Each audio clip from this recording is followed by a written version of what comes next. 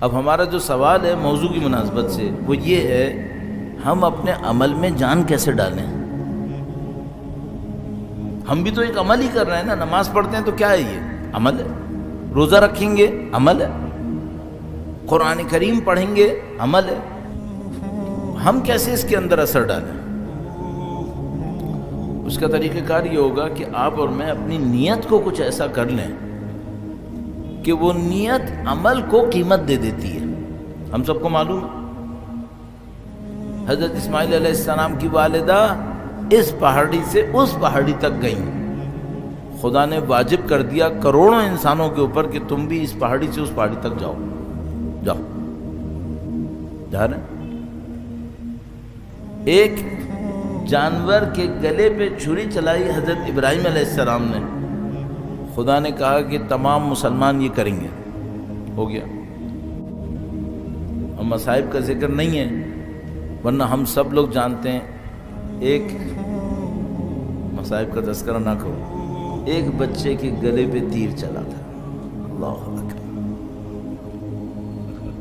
1400 سال ہو گئے، اس تیر کی شدت لوگ اپنے گلوں پہ احساس کر رہے ہیں۔ ہاں چلا۔ یہ عمل میں طاقت کیسے آتی ہے؟ عمل میں طاقت آتی ہے نیت سے، آپ کی توجہ سے، آپ کے خلوص سے۔ نماز میں کیسے ہم اپنے طاقت لے کر آئیں؟ بہت ساری چیزیں چھوٹی چھوٹی آپ کی خدمت میں عرض کر چکا ہوں، آج اس عنوان سے عرض کرنے کی کوشش کروں گا۔ قیام سے شروع کرتے ہیں، ویسے تو تکبیر سے شروع کرنا چاہیے۔ جب میں اور آپ کہتے ہیں اللہ اکبر تو کیا سوچیں؟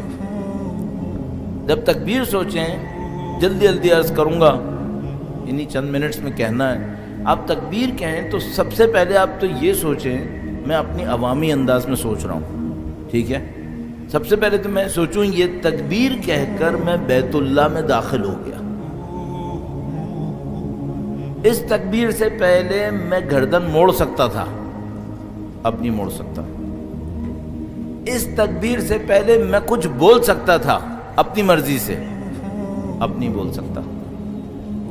اس تکبیر سے پہلے بہت کچھ کر سکتا تھا، اب نہیں کر سکتا۔ کیوں نہیں کر سکتا؟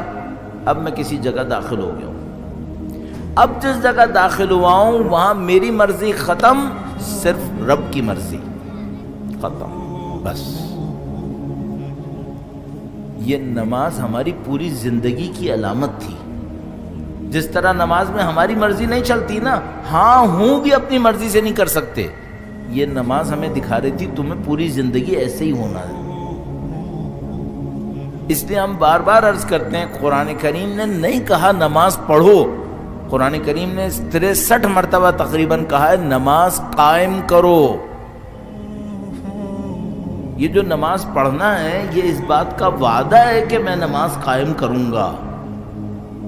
وہ نماز قائم کیسے کروں گا؟ نماز میں اپنی مرضی سے نہیں بولتا، تو پھر باہر بھی بولنے سے پہلے سوچ لو کہ کیا بول رہے ہو۔ سوشل